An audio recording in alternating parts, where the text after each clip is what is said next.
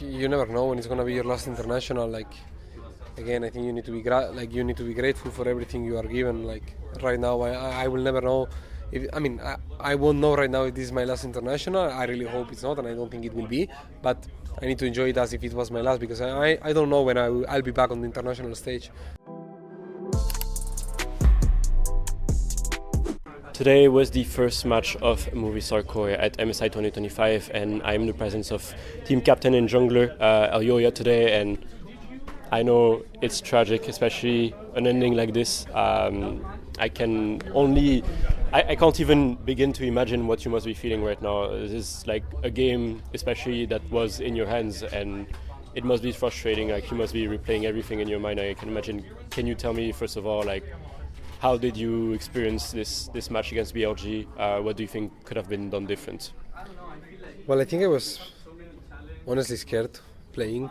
I would say I have too much, not too much maybe, but in a way I over-respect them, and I think they are gonna do everything perfect, which makes me play way worse, which I think is what happened for the first.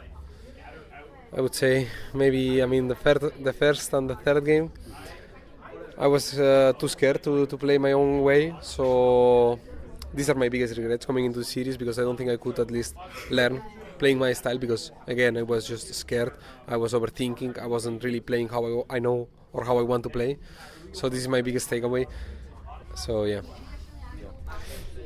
And I can imagine for you, especially for a player of your caliber as well with your career, you've been one of the best junglers in Europe for a long time now. But I know your last best result internationally was MSI 2021, right? When you first entered into the league, it was your very first split. You got semi-finals back then as well. Yeah. So I can imagine after so many years going internationally and having to fail and get back up every time as well, it gets like heavy as well, right? Like, it changes the way you play a bit. Do you think that this is like one of the things that influences, for example, like the fact that maybe you are too respectful in games like this? For sure. Again, I've been losing to them for a long time, so it's not easy to take away the respect or the fear you have for them, because in the past, every time I would face them, I would really stand really few chances. I think right now that has changed, and my mentality still has to change. I think I'm going in the right way, and I think this series I've realized of it, so I'm way more confident coming into my next series. Yeah.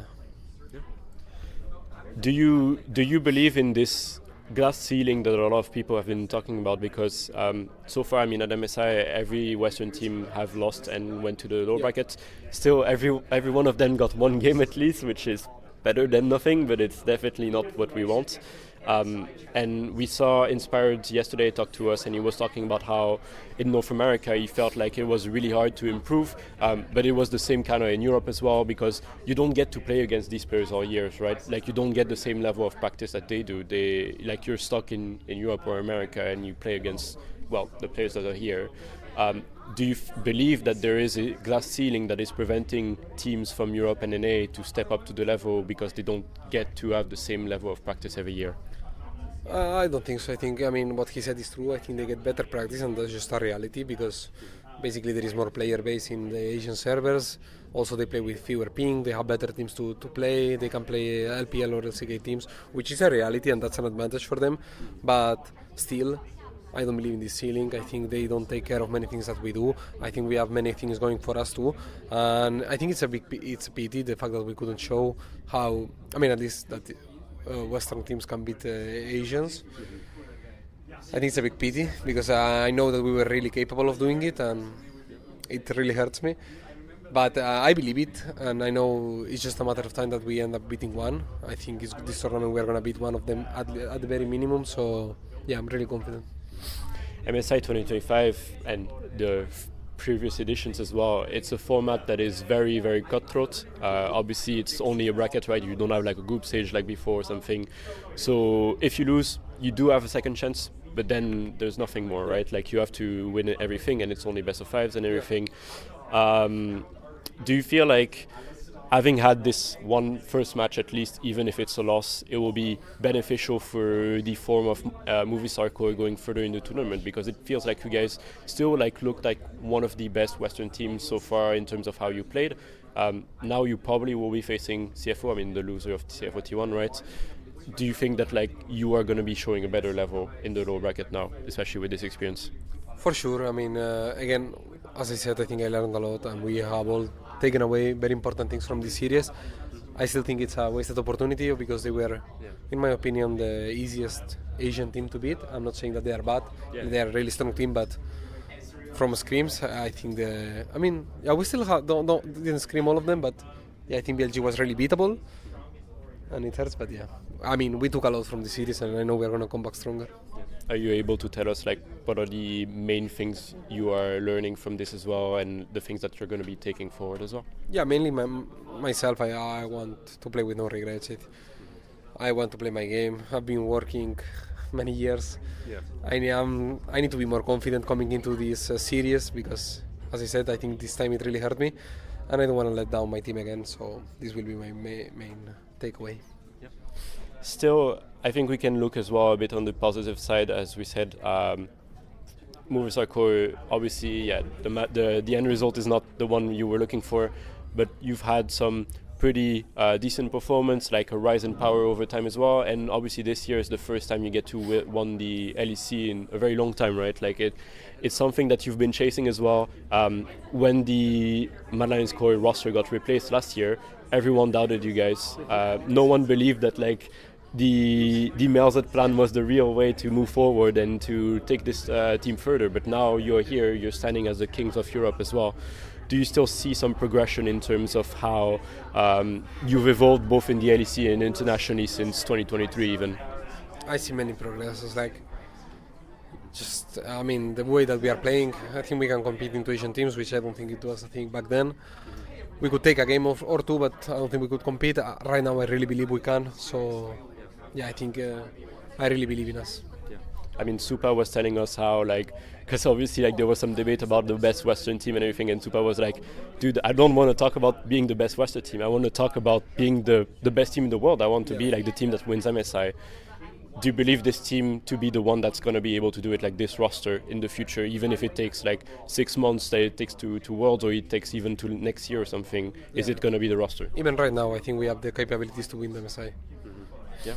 And I mean, bouncing off that as well, like in general, do you think that no matter what happens at MSI right now, it's going to be beneficial to you guys later on in the year as well, and like even at Worlds and everything, like you guys are going to be just on another step and another level, and finally, I guess, take Europe back to further than the Swiss stage, right? Yeah. I mean, I cannot really tell that. I think we will see with time. Obviously, this is a really great experience, and if well used, this is going to be super a big advantage for us coming into the next LEC. Yeah. But I think this only time will tell. We don't know how we will react to whatever happens. I'm really positive about it. I think it's going to make us grow, and we're going to come back much stronger coming into summer and into Worlds, because we already have this first international stage. So I think it's a really positive experience. It's a bit of a tough question as well, but have you ever had any moments in your career where you like reflected on those past international tournaments that didn't go your way, and thought inside your mind that like you had to like make it work now, because one day maybe you won't get the chance again to go back internationally? Like every tournament that you go to, it could be the last one day, right? Yeah, I mean, I think it's a current thought even right now. Like, you never know when it's gonna be your last international. Like, again, I think you need to be grateful for everything you are given. Like, right now, I will never know. I won't know right now if this is my last international. I really hope it's not, and I don't think it will be. But I need to enjoy it as if it was my last, because I don't know when I'll be back on the international stage. I know if I keep working and I keep doing things well, I'll be back. But yeah, again, you need to be grateful for it. All right, a bit of a more light-hearted question as well. You've been in Canada for a few weeks now, right? You've arrived first in Toronto, then to Vancouver as well. How has it been for you as well, just being here in the country, being abroad as well? And have you had any good experiences as well that like you've gonna be looking for back to fondly, I guess, in the future as well, like some stuff that happened that you found fun and everything? I mean, I didn't really get to see that much Vancouver yet, but I think Toronto was really nice. I mean, we really enjoyed it together with Jojo Pion. I think he brought us to a Korean barbecue and yes, sorry, it was really an enjoyable experience. So far, I'm really liking the country, and I'm really grateful for everyone that we've met so far. So yeah, I'm quite happy with Canada. Yeah, fair enough. All right, last question. Just going back to the next match, CFO T1, right? Yeah. I think most people expect CFO to drop down to play against you. Any thoughts ahead of that matchup? Do you think it's pretty much like a matchup that like you should win 100%? Well, we should for sure win. I still think that they have their own we gotta give them the respect.